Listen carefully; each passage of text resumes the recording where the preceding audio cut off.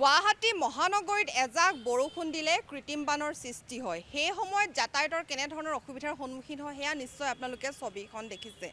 কিন্তু ৰাজপথ বা উপপথৰ কাষত যিসমূহ দোকান আছে, ব্যৱসায় প্ৰতিষ্ঠান আছে, তেওঁলোকৰ কেনেকুৱা ধৰণৰ প্ৰভাৱ পৰে সেয়া আমি আজি আপোনালোকক দেখুৱাবলৈ চেষ্টা কৰিম।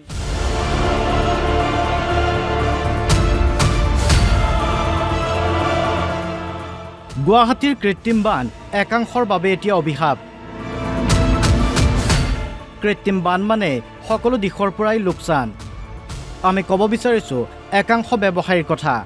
এনে একাংশ বিপণীৰ জৰিয়তেই তেওঁলোকৰ পৰিয়াল ঘৰ চলি আহিছে। কিন্তু তেওঁলোকৰ মূৰত যেন সৰগ ভাগি পৰে যেতিয়াই গুৱাহাটীত কৃত্ৰিম বানৰ সৃষ্টি হয়, কাৰণ কৃত্ৰিম বানত ডুব যায় তেওঁলোকৰ বিপণীখন। নিমিষতে কৃত্ৰিম বানে শেষ কৰি পেলায় তেওঁলোকৰ সকলো সম্পদ।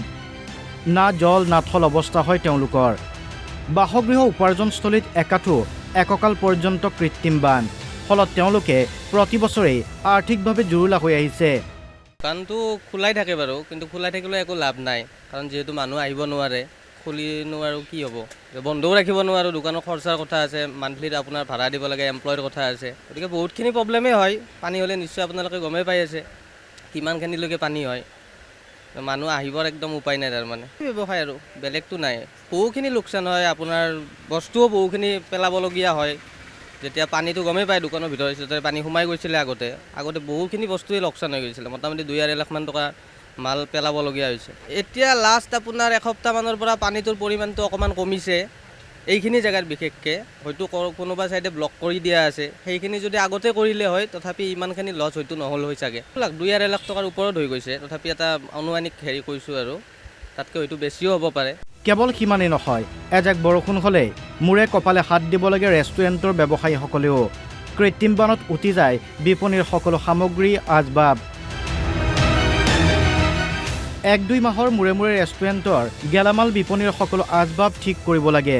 ফলত আৰ্থিক সমস্যাৰ সন্মুখীন হৈ আহিছে ৰুক্মিণীগাঁৱৰ ব্যৱসায়ীসকলে। বন্ধ থাকিলেতো লছেই। বন্ধ মানে আৰু যদি হৈ যায় তেতিয়াহ'লে আমাৰ সব পালে লছ আৰু। মানে এইটো ফুটপাথটোত পানী উঠিলেতো দোকান বন্ধ কৰিবই লাগিব। বাকী ইয়াতে পানী নুঠিলে দোকান খোলা যায়। যেতিয়ালৈকে পানীটো নাযায় ফুটপাথৰ পৰা তেতিয়ালৈকে বন্ধ হৈ থাকে দোকান। লোকচানো হয়। 4-5 দিনলৈকে পাইছোঁ। পানী হ'লে মানে গোটেইকেইদিনে, যিকেইদিন পানী হয় গোটেইকেইদিনে বন্ধ থাকে। 4 দিন 3 দিন এনেকৈ 1000 টকা হয়। এয়া কেৱল ৰুক্মিণীগাঁৱৰ উদাহৰণহে। হাতীগাঁও, বামুণী মৈদাম, বেলতলা, চাৰ্ভে এনে বহু অঞ্চলত হোৱা কৃত্ৰিম বানে এতিয়া জুৰুলা কৰিছে ক্ষুদ্ৰ ক্ষুদ্ৰ ব্যৱসায়ীসকলক। তেওঁলোকৰ এতিয়া এটাই সপোন, কৃত্ৰিম বানমুক্ত কেতিয়া হ'ব গুৱাহাটী। আনহাতে প্লাষ্টিক গুৱাহাটীৰ কৃত্ৰিম বান সৃষ্টিৰ অন্যতম প্ৰধান কাৰণ।